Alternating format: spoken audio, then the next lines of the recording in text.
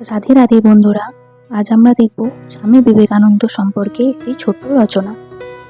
স্বামী বিবেকানন্দ ছিলেন ভারতের একজন মহান সন্ন্যাসী ও দেশপ্রেমিক।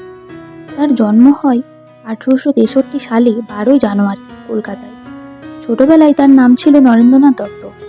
তার বাবা ছিলেন বিশ্বনাথ দত্ত এবং মা ছিলেন ভুবনেশ্বরী দেবী। তিনি ছিলেন শ্রী পরমহংস রামকৃষ্ণ এর শিষ্য। তিনি মনে করতেন মানব সেবাই প্রকৃত ধর্ম। 1893 সালে তিনি শিকাগো ধর্মসভায় বক্তৃতা দেন এবং তার বক্তৃতায় ভারত সারা বিশ্বে সম্মান লাভ করেন। তিনি রামকৃষ্ণ মিশন প্রতিষ্ঠা করেন। তিনি 39 বছর বয়সে 4 জুলাই 1902 সালে মারা যান। তোমাদের যদি এই উপস্থাপনাটি ভালো লেগে থাকে, প্লিজ চ্যানেলটিকে সাবস্ক্রাইব করে চ্যানেলটির পাশে থেকো। রাধে রাধে।